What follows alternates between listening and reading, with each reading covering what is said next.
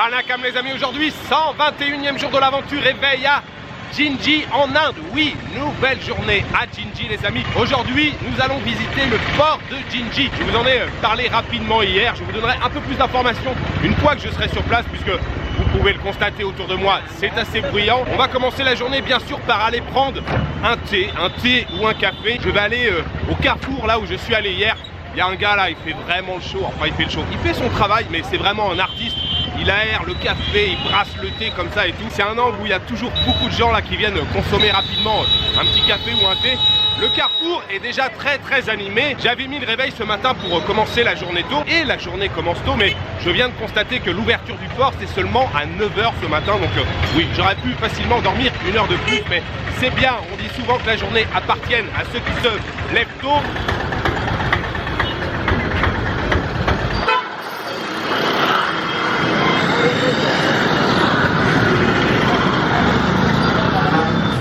Thank you, Nanmei.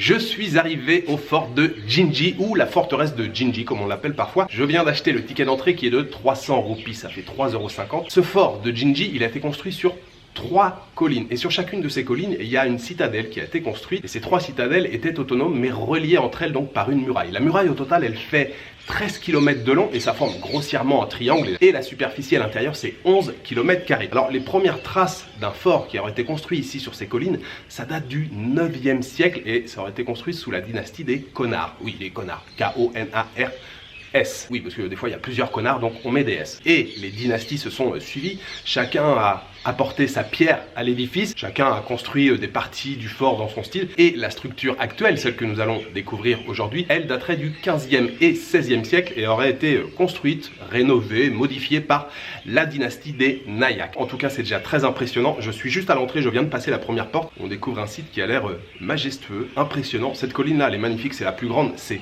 Rajagiri, c'est la partie qu'on va visiter en premier, puis ensuite nous irons visiter la deuxième colline qui s'appelle Krishnagiri. La troisième colline n'est pas ouverte au public, donc Rajnagiri et ensuite Krishnagiri.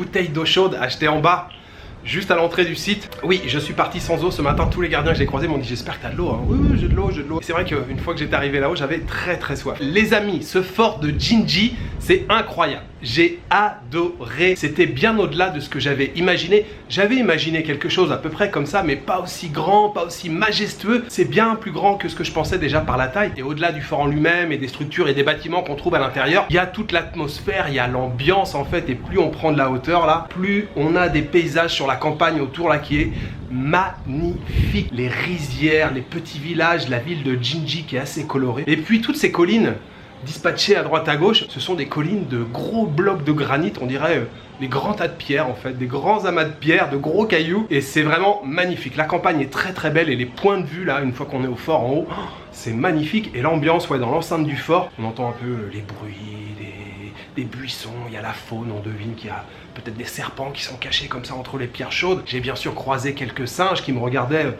monter tout en haut du fort. J'ai adoré l'ambiance, il y a un petit côté aventure, en plus il y avait personne. Au moment où ça commence à monter là, j'ai croisé un dernier gardien, il m'a dit t'es le premier à passer, il n'y a personne, vas-y profite et tout, t'es tout seul. Et après il n'y a plus personne sur le site. Donc vous montez, on m'a donné un bâton, on m'a dit attention parce que si tu croises des singes, ils sont un peu énervés des fois. Je vous conseille la visite de ce fort de Jinji. C'est juste le début de ce voyage en Inde, mais je sais déjà que ça sera l'un des temps forts de ce séjour en Inde parce que ça m'a énormément plu. Je suis maintenant sur le site de Krishnagiri qui, elle, est quand même bien plus petite, et puis la colline et tout, c'est plus petit aussi. La visite sera un peu plus rapide, j'ai déjà fait quasiment la moitié des marches là. Le fort de Jinji, c'est complètement validé.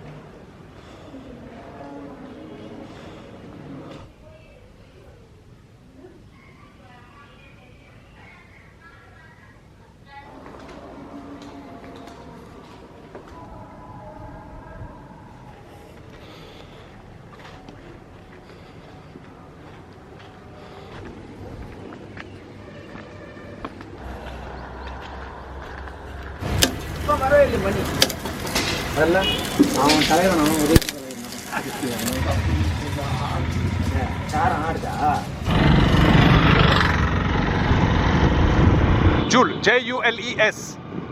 What's your name? Manikum. Manikum. Nice to meet you.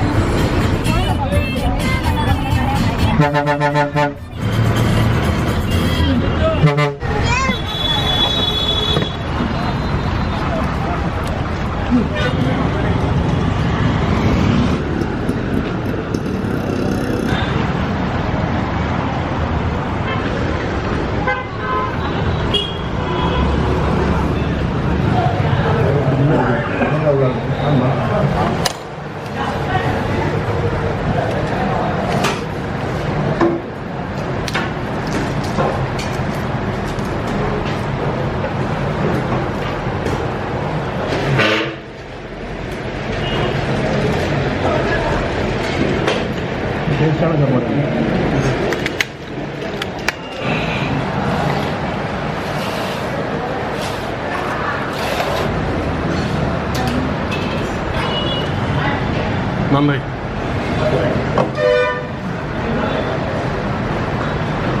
Alors, vous l'avez vu, j'ai décidé de bouger un petit peu. J'ai décidé de venir à Tiruvannamalai. Seulement 40 km, 1 heure de bus. Pendant que j'étais dans le bus, j'ai fait une petite recherche. J'ai trouvé un restaurant où je suis allé déjeuner. J'ai mangé un thali, c'est le meilleur depuis que je suis arrivé. Il a coûté seulement 80 roupies. 80 roupies, c'est à peu près dans les 90 centimes d'euros. Thali végétarien, les currys étaient excellents. Tout était vraiment très bon. Je me suis bien calé. Je prends bien sûr maintenant un café pour faire couler tout ça. Et pourquoi je suis venu dans cette ville de Tiruvannamalai? En fait, ici, c'est une ville très connue. C'est un grand centre religieux dans le sud de l'Inde. C'est même le siège du shivaïsme tamoul. Shiva, c'est l'un des 3 grands dieux dans l'hindouisme. Ça représente même la trinité hindouiste. On a Brahma, Vishnu et Shiva. Shiva, c'est probablement le plus connu ici dans la trinité hindoue. Et le grand temple du centre ici à Tiruvannamalai, il est bien sûr dédié à Shiva. On va aller le visiter et ce temple, il s'appelle Annamalaya, je crois que c'est ça. Je suis quasiment persuadé qu'à l'intérieur il faut se couvrir les jambes. Je suis en short, mais probablement qu'à l'entrée ils donneront des étoffes pour se couvrir.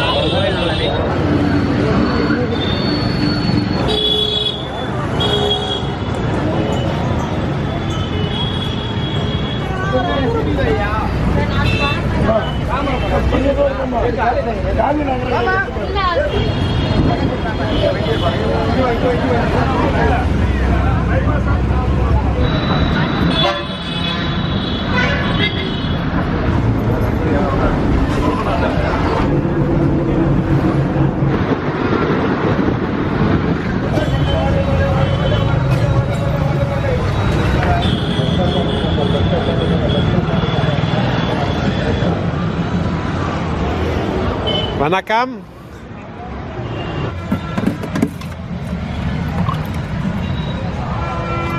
Ce verre de Badam Milk, lait d'amande, j'en ai rêvé toute la journée. Quand j'étais dans le fort ce matin, j'y pensais. Quand j'étais dans le temple cet après-midi, j'y pensais. J'y ai pensé toute la journée. Ça, c'est vraiment une merveille.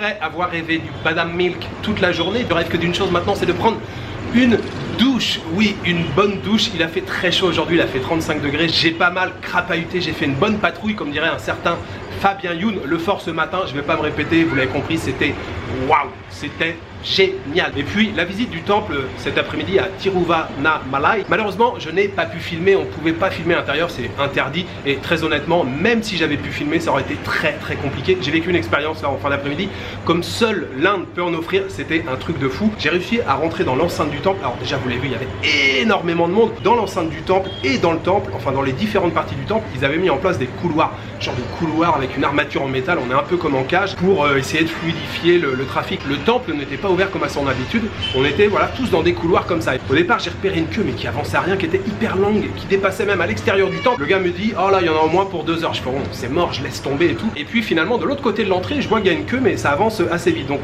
je me mets dans cette queue. J'arrive à rentrer dans l'enceinte du temple, alors toujours dans ces couloirs métalliques. Il y a de très beaux gopurams à l'intérieur. Les gopurams ce sont justement cette pyramide là qui sont les toits en fait des temples. À un moment je vois qu'il y a une queue qui recommence à nouveau, c'est pour entrer à l'intérieur du temple, vraiment au cœur du temple. Et je me dis ouais c'est bon, non je fais pas la queue, je sors. Et il y a un gars qui est à côté qui me dit mais c'est dommage, tu vas pas voir le temple et tout, tu es venu ici, autant aller à l'intérieur, c'est comme aller voir la tour Eiffel et ne pas monter tout en haut. Donc je me dis allons-y, il y a quand même pas mal de monde devant moi, mais je vois le bout et je me dis bah l'entrée du temple elle est là-bas. En fait je me rends compte que la queue elle fait ça et en fait hop ça tourne et il y a à nouveau une grande ligne droite. Ça a été ça pendant je ne sais combien de temps, enfin si ça a été ça pendant 1h45. Voilà, j'ai fait la queue pendant 1h03. On a fait tout un circuit avant d'accéder au temple principal au milieu. C'était un truc de fou, je croyais que ça allait jamais se terminer, c'était l'histoire sans fin. Quand on a commencé à pénétrer dans le temple, là il y a une espèce d'intensité, une ferveur religieuse au cœur du temple. On a là statue de Shiva, des fleurs tout autour, il y avait des bougies et tout. D'ailleurs la statue était un petit peu en retrait comme ça. Il y avait des prêtres, des brahmanes tout autour qui étaient là, qui faisaient des cérémonies, qui distribuaient un peu de cendre sacrée aux fidèles, aux pèlerins. Les pèlerins récupéraient un peu de cendre, se faisaient des traits. Les adorateurs de Shiva, ils se font des traits comme ça, horizontaux. Les adorateurs de Vishnu, ce sont des traits verticaux. Et finalement, au bout du compte, c'est vrai que je suis très content d'avoir été à l'intérieur, mais c'était voilà, une expérience encore une fois unique comme seule l'Inde peut en offrir. Et à l'intérieur, c'était la folie. Plus on se rapprochait de la statue, plus les gens ils se poussaient et tout. Même si à l'extérieur, tout le temps de la queue, les gens étaient assez respectueux, on essayait de garder la distance. Vous savez, on est en Inde, il y a très facilement des bousculades lors de grands rassemblements religieux. Et quand on est passé devant cette première statue, je me suis dit c'est bon, c'est fini, je vais pouvoir sortir. Mais en fait non, c'est comme chez Ikea, il faut faire le circuit en entier et toujours dans ces couloirs métalliques là. Je suis passé devant de nouvelles statues et tout jusqu'à temps que voilà, je puisse enfin voir le plein air, la sortie. Cette ambiance là, cette effervescence, c'était quand même assez incroyable. Une fois que je suis sorti, c'était l'heure de rentrer à Jinji. J'ai trouvé un bus, je suis allé manger ce soir dans un restaurant dans la rue principale. J'ai pris tout simplement un chicken curry qui était délicieux, le gravy, la sauce, le curry à côté là, bien relevé, bon petit morceau de poulet, du maigre, un petit peu de gras, un petit peu d'os, mais vraiment très bien avec deux paratas, délicieux. J'ai payé 180, ça fait à peu près 2 euros, c'était vraiment très bien. Le thali qui était vraiment excellent là ce midi, thali très bon. Et le poulet au curry ce soir, j'aimerais les dédier aux tipeurs. J'aimerais remercier ce soir Maël Levesque, Jules Forever et Sang Kerivel. Merci beaucoup à vous trois pour votre soutien. Voilà, il me reste juste à vous souhaiter une bonne soirée, une bonne nuit, une bonne après-midi. Je vous donne rendez-vous demain pour une nouvelle journée en Inde. Ciao, good night.